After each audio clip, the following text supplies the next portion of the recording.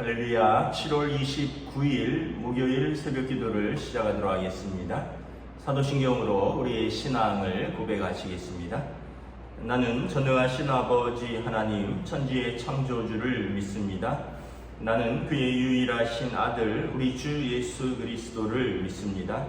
그는 성령으로 잉태되어 동정녀 마리아에게서 나시고 본디오 빌라도에게 고난을 받아 십자가에 못 박혀 죽으시고 장사된 지 사흘 만에 죽은 자 가운데서 다시 살아나셨으며 하늘에 오르시어 전능하신 아버지 하나님 우편에 앉아 계시다가 거기로부터 살아있는 자와 죽은 자를 심판하러 오십니다.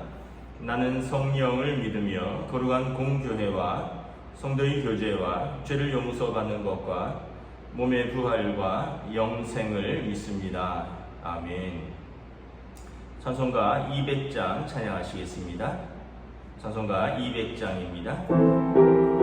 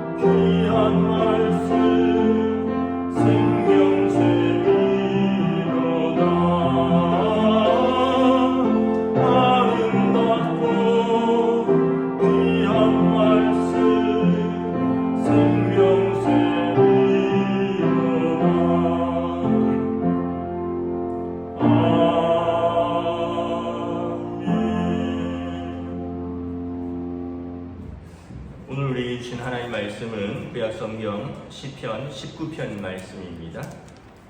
구약성경 시편 19편 말씀 다 찾으신 줄 알고 저와 여러분들이 한 절씩 교도하도록 하겠습니다. 구약성경 시편 19편입니다. 하늘이 하나님의 영광을 선포하고 궁창이 그의 손으로 하신 일을 나타내는도다.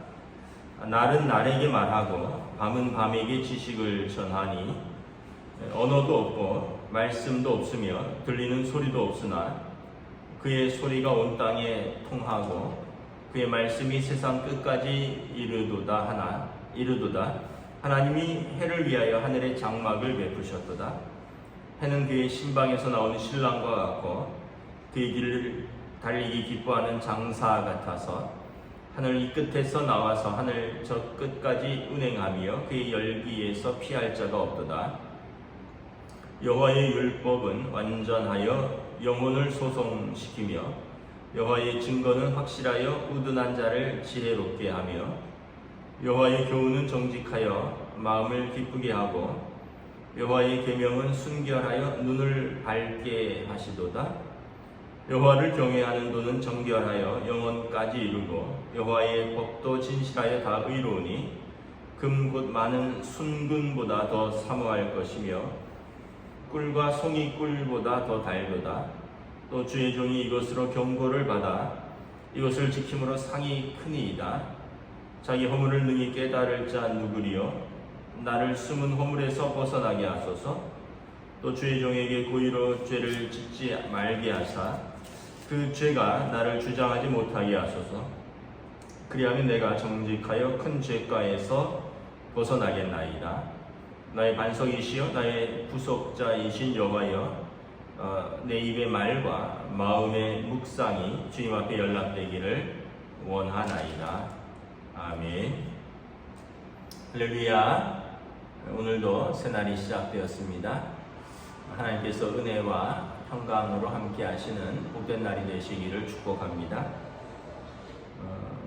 계속되는 무더위와 또 계속되는 확진자가 줄어들지 않고 있습니다. 오늘 새벽에도 아침에 뉴스를 잠깐 봤는데 확진자가 1,800명 이상입니다. 연일 최고치를 기록하고 있고 또 무더위도 연일 최고치를 기록하고 있죠. 하나님이 은혜로 또 우리를 지켜주시기를 기도할 뿐입니다. 오늘 말씀에 보면 하나님의 창조를 찬양합니다. 1절에 하늘이 하나님의 영광을 선포하고 궁창이 그의 손으로 하신 일을 나타내는도다. 하늘이나 궁창이나 같은 표현이죠. 창세기 1장에 보면 궁창의 위의 물과 궁창 아래의 물로 나뉘니라. 그러면서 이제 하늘이 구분되는 거죠. 지구가 이렇게 둥글다고 보면 지구가 이렇게 구슬처럼 이렇게 둥글잖아요. 근데 이 하늘도 지구입니다. 우리가 딛고 있는 땅과 바다만 지구가 아니라 하늘도 지구입니다. 그래서 최근에 억만장자들이 우주 탐사를 위해서 지구 궤도 바깥 80km, 100km를 넘어갔다 왔는데 지구는 대기권으로 둘러싸여 있어서 그 하늘 그쪽 궁창을 말하는 거죠. 하늘이 하나님의 영광을 선포하고 궁창이 그의 손으로 하신 일을 나타내는다. 하늘과 궁창을 보면 하나님의 창조를, 하나님의 영광을 알 수 있다는 거죠.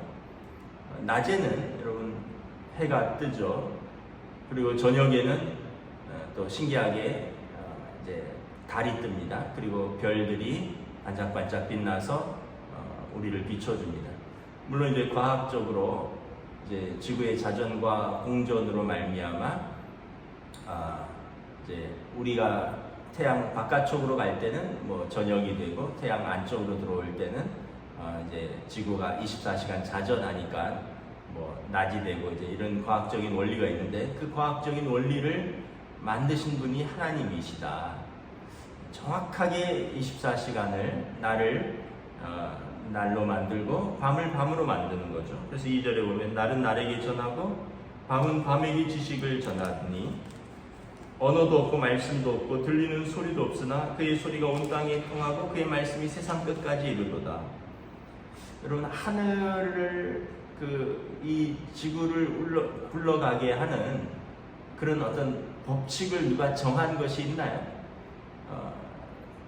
24시간 동안 이렇게 하루가 이렇게 지나면서 해는 몇 시간 떠야 되고 밤은 몇 시간 가야 되고, 물론 이제 우리가 사람들이 시간을 정한 것이 있지만 이것이 창조 이래로 계속된 것은 어떤 언어와 말씀과 소리가 아니라 하나님의 소리라는 거죠. 4절에 보면 그의 소리가 온 땅에 통하고 그의 말씀, 하나님의 말씀, 하나님의 계획 가운데 이 지구가 이렇게 세상 끝까지 하늘부터 땅과 바다에 이르기까지 모든 식물과 생물에 이르기까지 하나님의 뜻대로 창조 세계가 질서대로 이렇게 진행하는 것입니다. 9절을 보면 해는 그의 신방에서 나오는 신랑과 같고 그의 길을 달리기 기뻐하는 장사 같아서 하늘 이 끝에서 나와서 하늘 저 끝까지 운행하며 그의 열기에서 피할 자가 없도다. 그 신방에서 나오는 신랑이라는 표현을 썼는데 참 시인이 그 다윗 왕이 참 멋진 비유이죠. 여러분 결혼하는 날 신랑의 얼굴이 그것처럼 밝은 신랑의 얼굴이 어디 있겠습니까? 물론 뭐 어떤 특별한 사정이 있으면 결혼하는 날도 신랑의 얼굴이 어두울 수 있는데 일반적인 경우 신랑의 얼굴이 가장 밝은 날은 언제일까요? 결혼하는 날이겠죠. 아내를 맞이하는 신방에서 나오는 신랑의 얼굴같이 해는 여러분 밝게 아침을 또 우리에게 깨우고 우리를 맞아줍니다. 그의 길을 달리기 기뻐하는 장사 같아서 해는 언제나 우직하게 그의 길을 가고 있는 거죠. 하늘 이 끝에서 나와서 하늘 저 끝까지 운행하며 그의 열기에서 피할 자가 없도다. 태양은 여러분 지구를 비추고 있는 거죠. 그 태양을 피할 자는 없는 것입니다. 이것이 하나님의 창조의 질서이고 창조의 원리인 것이죠. 요즘 이렇게 우리가 창조의 질서를 거스르면 어떻게 된다라는 것을 요즘 우리가 절실히 깨닫고 있습니다. 지금 우리나라만 폭염 속에서 고통받는 게 아니라 뭐 미국이면 미국 뭐 각 대륙마다 다 아주 폭염 속에서 고통을 받고 있는다고 합니다. 제가 이렇게 뉴스를 보니까 그 북미와 캐나다 쪽의 연어들이 이렇게 사진이 찍혔는데 몸에 붉은 상처와 하얀 염증을 단 연어들이 막 거슬러 올라가는 사진을 이제 찍었어요. 그래서 아니 왜 몸에 저렇게 붉은 그 반점과 하얀 염증들이 생겼을까? 연어가 이제 뭐 북미와 캐나다 상류 쪽에서 알을 낳으면 거기에서 자란 연어들이 이제 태평양으로 이제 큰 바다로 나가서 이제 자라고 그리고 이제 최소 뭐 사람 팔뚝만하고 뭐 어떤 것은 뭐 굉장히 크죠. 뭐 사람 팔뚝만한 그 이상 연어들이 이제 자라서는 이제 노년에 알을 낳기 위해서 이제 다시 태어났던 곳으로 돌아오는 그런 귀화 본능이 있다 그래요. 근데 이제 올라오는데 바다에서 이제 그 바다를 거슬러서 자기가 태어났던 그 지류를 타고 강 상류로 올라오는데 물이 너무 뜨거운 거예요. 물이 21도랍니다. 물 온도가 이제 강 온도가 21도라는 거죠. 그래서 연어는 20도 이하에서 그래도 나름대로 이렇게 좀 건강을 유지할 수 있는데 21도로 물이 1도 올라갔는데 그 연어들이 그 강을 거슬러 올라오는데 너무 힘든 거라는 거죠. 우리로 말하면 밖에 태양이 38도에서 마라톤을 하는 것과 똑같은 현상이라고 합니다. 여러분 군대에서도 35도가 넘어가면 이제 깃발이 올라갑니다. 그 연병장의 모든 병사들이 볼 수 있도록 하얀 깃발이 올라가는데 이 깃발이 올라가면 야외 훈련 중지입니다. 왜냐하면 너무 더워서 열사병 나타날 수 있고 탈수 현상이 있기 때문에 군인들도 그 강인한 군인들도 35도가 넘어가면 야외 훈련은 중단이고 실내에서의 교육과 훈련만 할 수 있도록 법이 되어 있습니다. 근데 38도가 되어 있는데 마라톤을 뛴다고 해보세요. 그러면 뭐 죽는 거죠. 지금 일본 올림픽에서 뭐 철인 3종 경기하고 막 결승전 통과하고 구토하고 쓰러지는 선수들이 속출하잖아요. 이 연어들이 21도의 물온도 속에서 강을 거슬러 올라오는데 너무 덥고 너무 지치니까 몸에 스트레스로 막 연어의 몸에 붉은 반점이 나타나고 염증이 생겨서 염증들이 하얗게 곰팡이가 슬어서 올라온다. 그래서 상류에 도착하면 알도 못 낳고 그냥 벌렁 뒤집어져서 죽는다는 거죠. 이유가 뭐냐면 기후변화입니다. 지구 온도가 100년 사이에 1도가 올라갔대요. 지금 또 과학자들이 지구 온도가 1.5도가 올라가면 엄청난 재앙이 올 것이다 이렇게 경고하고 있습니다. 근데 지금 1도에서 1.2도가 올라갔다고 합니다. 이제 조금 여유 있게 잡아서 0.5도 더 올라가고 좀 이렇게 되면 0.5도만 더 올라가면 이제 지구에는 감당할 수 없는 우리가 예상하지 못했던 많은 기상이변들이 일어날 것이다. 엄청난 더위 속에서 수많은 사람들이 죽고 바다 생물들이 죽고 일단 아까 그 연어들이 죽으면 그 강의 상류에서 그 연어들을 잡아먹는 곰들이라든가 뭐 쪽제비라든가 또 비버라든가 이런 그 연어의 천적들의 생태계가 끊어진대요. 그러니까 그리고 연어도 알을 못 낳고 그러니까 이게 어떤 하나가 끊어지면 하나가 다른 데 엄청난 영향을 미치는 거죠. 그러니까 지금 지구 온도가 1도 올라서 지금 이렇게 난리가 났다는 것입니다. 그러니까 여러분 우리가 하나님의 창조 질서를 지키는 것이 얼마나 하나님의 뜻인가를 우리가 겸손하게 바라봐야 하는 그런 시대에 살고 있는 것입니다. 또 창조 질서뿐만 아니라 하나님께서 우리에게 주신 또 사람의 법도들이 있습니다. 하나님이 주신 법도, 사람들이 지켜야 할 법도들이 있습니다. 그것이 무엇입니까? 율법이죠. 7절부터 11절 쭉 보면 여호와의 율법은 완전하여 영혼을 소성시키며 여호와의 증거는 확실하여 우둔한 자를 지혜롭게 하며. 자연은 하나님의 창조 질서 속에서 움직인다면 이 땅은 하나님의 율법 속에서 사람들은 살아야지 안전한 것입니다. 아까 하나님의 창조 질서를 우리가 깨뜨리면 우리가 감당할 수 없는 자연 재해들이 계속해서 일어나는 것처럼 우리가 하나님의 율법을, 하나님의 법을 우리가 지키면서 살면 우리 삶에 무엇이 있나요? 샬롬이 있습니다. 샬롬. 평강이 있는 것이죠. 은혜가 있는 것이죠. 바울서신에 보면 사랑하는 성도들에게 은혜와 평강이 있을지어다. 우리가 하나님의 법도를 지키면서 살면 우리 삶에 은혜와 평강이 있는 거죠. 그러나 우리가 이 하나님의 법도를 지키지 않고 살면 어떻게 된가요? 은혜와 평강이 깨어지는 것입니다. 자연 질서를 깨뜨리면 엄청난 재앙이 오듯이 우리 삶에서 하나님의 법을 거스르면 계속되는 우리 삶에 재앙이 오는 거죠. 은혜와 평강이 깨어지는 것입니다. 인간과의 관계 속에서 평강이 깨어지고 또 자신의 양심이 상처를 입고 또 자신의 죄로 인하여 우리 영혼이 상처를 입고 그래서 우리의 모든 것들이 훼손되는 것입니다. 하나님과의 관계, 사람과의 관계, 자신과의 관계가 깨어지고 훼손되고 그래서 평강을 잃고 은혜가 깨어지는 것입니다. 그래서 여호와의 율법은 지키는 자가 완전하고 그의 영혼이 소성되는 것입니다. 또 여호와의 교훈은 정직하고 마음을 기쁘게 하고 여호와의 계명은 순결하여 눈을 밝게 하는 것입니다. 하나님의 법을 지킬 때 우리의 눈이 밝아지는 것입니다. 우리의 육신의 눈, 우리 영혼의 눈이 밝아지는 것입니다. 그렇지 않으면 우리의 눈이 어두워져서 우리가 옳지 않은 것을 보게 되고 하게 되는 것이죠.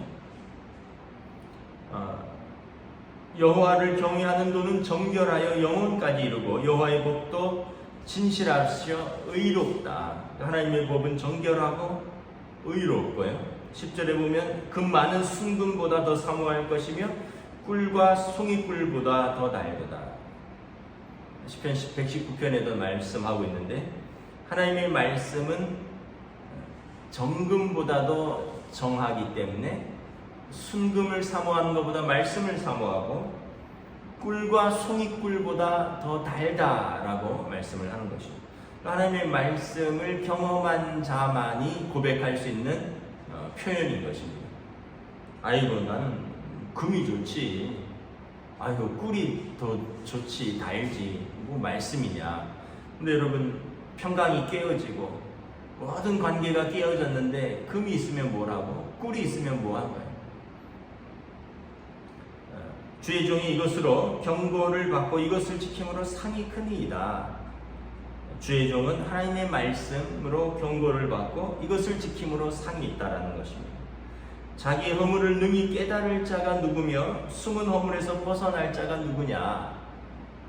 하나님의 말씀을 통해서 자기 허물을 보는 거죠. 우리가 남의 허물은 쉽게 보는데 자기 허물은 잘 못 보잖아요. 근데 하나님의 말씀에 자신을 비추어 보면 하나님의 말씀은 살아있고 좌우의 날선 어떤 검보다 예리하여 우리의 영과 혼과 관절과 골수를 찔러 쪼개고 나누며 우리가 벌거벗은 것처럼 하나님 앞에 드러나는 특징이 있습니다.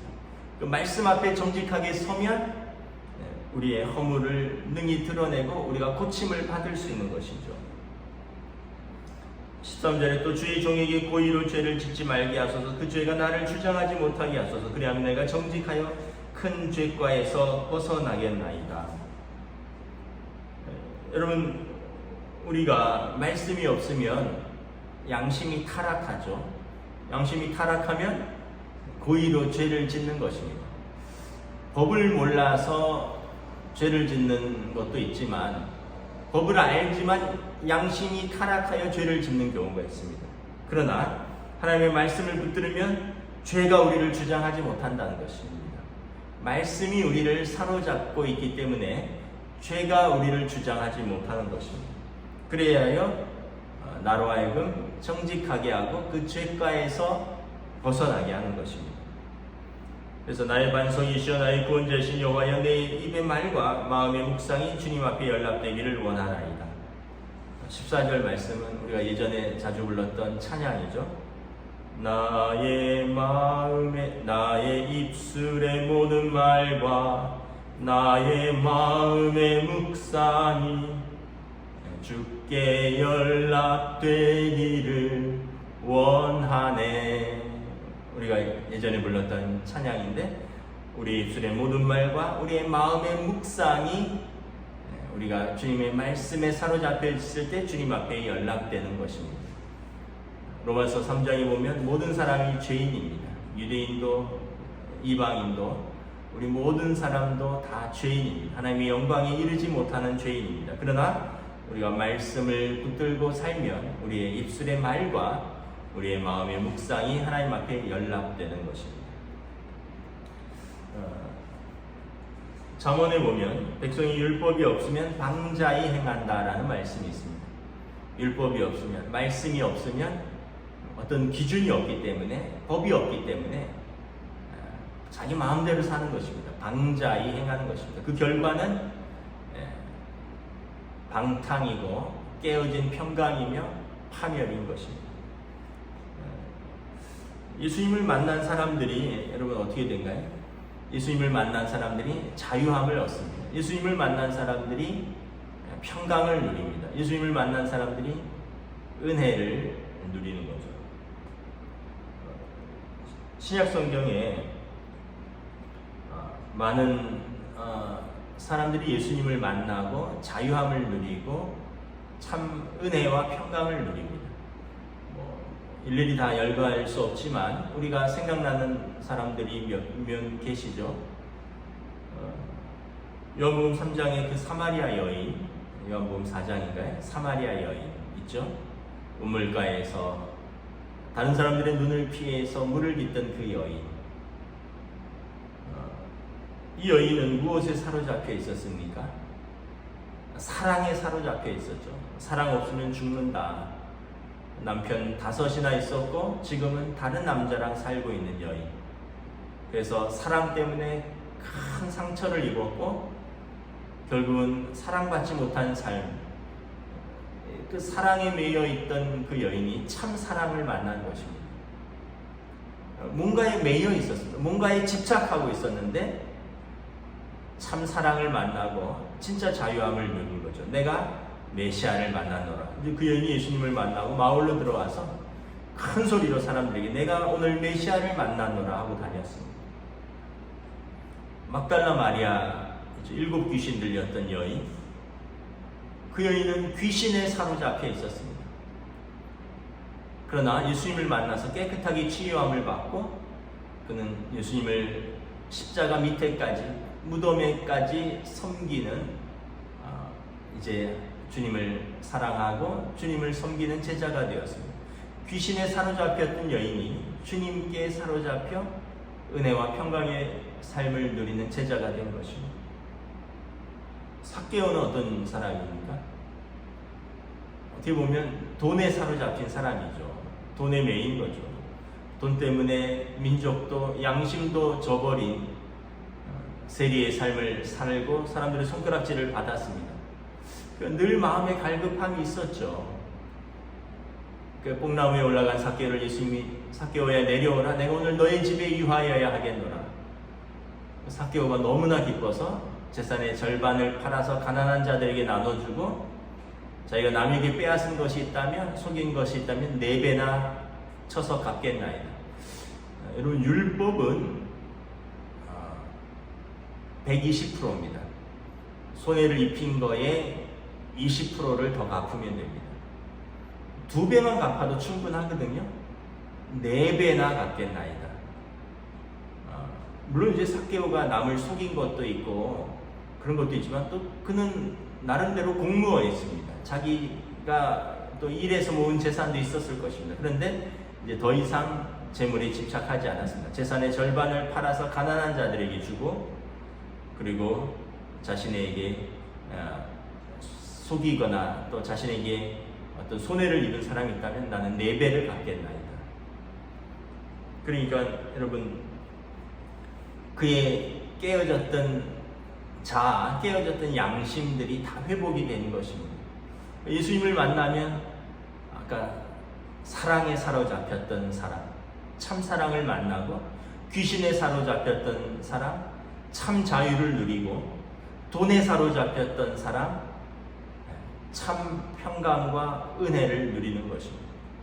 그래서 여러분, 여호와의 말씀이 우리를 완전하게 하고 우리의 영혼을 소성시키며 하나님의 말씀이 우리를 기쁘게 하고 우리를 정직하게 하고 우리를 의롭게 한다라는 다윗 왕의 시편은 오늘 하나님의 말씀을 귀히 여기는 사람들만이 고백할 수 있는 믿음의 고백인 것입니다. 여러분, 오늘 하루도 또 우리가 하나님의 창조 질서 안에 살아가면서 또 오늘도 우리의 삶의 자리에서 다른 사람들과의 관계 속에서 또 나와의 삶 속에서 또 하나님의 창조 질서를 지키고 하나님의 말씀을 붙들고 지키며 사는 귀하고 복된 하루가 될 수 있기를 주님의 이름으로 축복합니다. 아멘. 기도하겠습니다. 하나님의 은혜를 감사합니다. 오늘 다윗 왕이 눈을 들어 하늘을 바라본즉 또 땅을 바라본즉 바다를 바라본즉 모든 것은 하나님의 영광이요 누가 말하지 않아도 하나님의 말씀으로 이 창조 세계가 하나님의 질서대로 조화롭게 운영되는 것을 보면서 참 하나님이 위대하시고 하나님의 영광이 한이 없으시다 찬양합니다. 또한 그가 많은 사람을 만났고 또 왕으로서 많은 사람들을 다스리고 또 그 정치를 하고 또 행정을 직무하며 모든 것을 그가 느낄 때마다 하나님의 말씀의 법이 나를 정직하게 하고 하나님의 말씀의 법이 가장 지혜로우며 하나님의 율법이 나를 지키고 다른 사람을 지킨다는 것을 깨닫고 고백합니다. 오늘 우리의 삶에서도 우리가 또 하나님의 이 창조 질서를 귀히 여기고 또 하나님의 창조 질서를 보존하는 청지기의 성실한 삶을 살 수 있기를 원합니다. 우리가 작은 것이라도 정말 지구를 위하는 길은 어떤 길인가, 환경을 파괴하지 않는 길은 어떤 길인가, 아무 생각 없이 우리의 탐욕대로 사는 것이 아니라 하나님의 창조 질서를 지키는 청지기의 삶을 살고, 또 우리의 삶에서, 우리의 또 관계 속에서 참으로 성경에 나와서 예수님을 만나기 전에 사랑에 사로잡혔으나 늘 사랑에 갈급했던 여인, 돈에 사로잡혀서 많은 부를 축적했으나 늘 마음이 허전하고 외로웠던 삭개오, 귀신에 사로잡혀 어떻게 보면 자신의 삶을 잃어버렸던 한 여인이 예수님을 만나면서 참 사랑을 찾고 참 자유를 찾고 참 인생을 찾고 참 진리를 찾았던 사람들을 바라보면서 오늘 우리의 삶에 무엇이 우리를 갈급하게 하고 무엇이 우리를 허전하게 하며 무엇이 우리를 힘들게 하는가, 우리의 욕심이고 우리의 집착이고 또 우리가 무언가에, 말씀이 아닌 무언가에 사로잡힌 우리의 모습들은 아닌가, 겸손하게 우리 자신을 말씀에 세워보고 또 말씀 앞에서 우리가 바로잡고 말씀에 순종할 수 있는 오늘 하루로 주여 인도하여 주시옵소서. 감사를 드리오며 우리 주 예수 그리스도의 이름으로 기도드리옵나이다. 아멘. 하늘에 계신 우리 아버지, 아버지의 이름을 거룩하게 하시며 아버지의 나라가 오게 하시며 아버지의 뜻이 하늘에서와 같이 땅에서도 이루어지게 하소서. 오늘 우리에게 일용할 양식을 주시고 우리가 우리에게 잘못한 사람을 용서하여 준 것 같이 우리 죄를 용서하여 주시고 우리를 시험에 빠지지 않게 하시고 악에서 구하소서. 나라와 권능과 영광이 영원히 아버지의 것입니다. 아멘.